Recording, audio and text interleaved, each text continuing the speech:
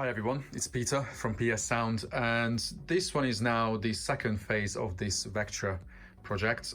We had the first phase last, when was it? October? Yeah, I think September, it was October. September. Yeah, that's when we built the first system in this car. You can check what it was like in the description. I'm gonna put a link there, then you can see what this car had. It was simple. It was just Pioneer P80, which is still in there, running the system with its inbuilt DSP, two-way up front, and just a small sub and 3 Genesis amps. Now we changed all that out for many different reasons, but especially because we wanted to go fully freeway. Because now, come on Gary, let's show what's underneath this panel. So it looks way different now. Previous wiring was way neater, and that was proper, like, sort of madness in that build. It's still neat, but we have way more stuff now because we have the Zapco Z150.6 SP. You may ask why that amp, why the SP, why not the AP or the Z2 or any other, or even the ST range would be fine. It's one of those cases that there are a few people I help more, especially my team members like Gary, and I happen to have this amp coming out of my own Honda, where you could have seen it before, and then I told him that, well, you have the budget, then let's squeeze it in if you want, and he was like, oh yeah, right, we can say that. So, oh yes. So that's why we have that amp there. It's crazy overkill, but in quality it's equally as good as the AP range. So that runs the front three-way, and then the ST850XM2 runs the Helix Q12W on 1 ohm, because it's a dual 2 ohm voice coil sub, but we had to reverse it because we have a shallow enclosure. It's 1.2 cubic foot, but yeah, we couldn't put the magnet into the box, and we have the space in the trunk, so why not? Then the setup is running off the Zapco Z8 IV Mark II. We have the CD player plugged into it on analog. We have the inbuilt Bluetooth for now for streaming, and in the future anything can be added to it on the optical as well. Easy power distribution, easy to get to everything, and that's it. 2 amps on DSP, clean wiring, stuff labeled, usual stuff. Let's put it back. That's it. And we have a daily panel coming on the top, then it can be loaded, plus we need a carpet in front of the magnet, so it's nicely protected. But that's the trunk, nice and simple. There's still a lot of space. Then up front, so we had different plans here. First, I wanted to pull the dash out and have the mid-range in the dash, tweeters on the pillars, but the pillars in this car are very tricky because there's no depth to them, nothing. We have probably less than an inch behind the trims. They are really flat, so there's not much you can build onto. There's also airbag behind it, so it was always one of those things that do we ever want to touch the pillars? Then we had the tweeters, you can see in the other video in the link. Originally on the top of the dash there's a little vent that we took out, and that's where we had 3D printed pods for the same tweeters for the RG50s, Audible Physics RG50s, and then now we use that as the mounting point for this pod that I created.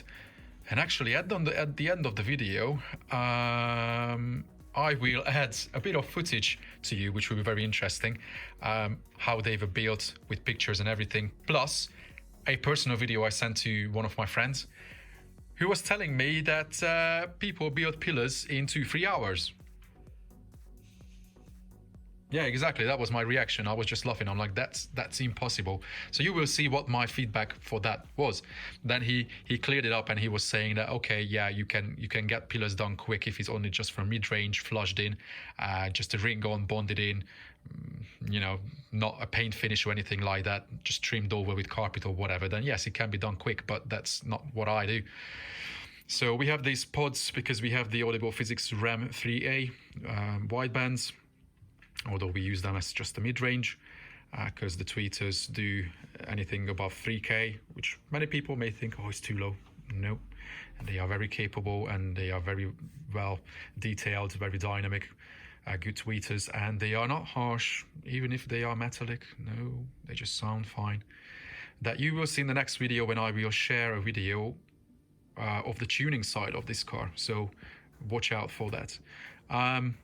So yeah, we have the pods, then we have the mid-base steel at the same place in the door, well-damped door. It works all right, to be fair. P80RS is still there, and the controller is just down there, nice and simple. And this way we didn't have to cut the dash, we didn't have to go crazy. They kind of look a bit like the mirror shape of the rear view mirrors, isn't it? Yeah. It's a bit similar. It wasn't quite intentional, but yeah, although we are going to get them professionally painted, because yeah, I was struggling with them. It's all right, but I'm not happy with it, and I know someone else who does it for a living can do a way better job, and I just let them do that, because what's the point for me struggling? You know, I'm not gonna fix your engine if there's a problem with it. There's a mechanic for that. Yep. Same way. So this is it. Nice and simple. And the lights went off, which are actually hooked onto the tailgate, the interior lights. It's just single color, matching the color of the car. And this is it. So guys, watch out. Wait for the next one, because that's going to be about the tuning side of this car with this Zapco DSP. That will give a few more pointers other than the tuning video I shared a while ago. And yeah, I hope to bring more videos to you as soon as I have a bit more free time, because that's what I don't have much. All right, I'll cut it here, guys. Hopefully you like it. Feel free to share it, comment, usual things, subscribe. All the usual boring lines. Yeah, guys, enjoy your music in your cars, and then speak very soon. Take care. You know, I have around 20 hours in these pods. Even just to prepare the area, to mask everything out, to protect the car, and do the initial mold for the shape, so it's completely flush with the dash, and you know, you have tolerance there. When I open the door, you know, you have just enough, you have like 2 millimeter, but you have clearance. Even just to get that done, that took probably like 4 or 5 hours, because you have to work from the outside of the car. Both doors are shut, it's all taped, you can't open the door, you have to lean in and break your back and then do the fiberglass in while not screwing anything up in the car. So when you say 2-3 hours for all of that finished, that impossible. And that's just the initial mold. Then you take it out, you trim it, you build it up, you get the buff all done, you cut it out, you know, then you have to build the whole structure up, so it's nice and solid all around. It's also shaped to the trim panel, so as you see that curve, you know, it sits in, and it will be bolted down to the dash with a bolt through, not underneath. It's not gonna go anywhere. And you have to find a way how to push speaker cables into the pod without seeing them, how to seal it.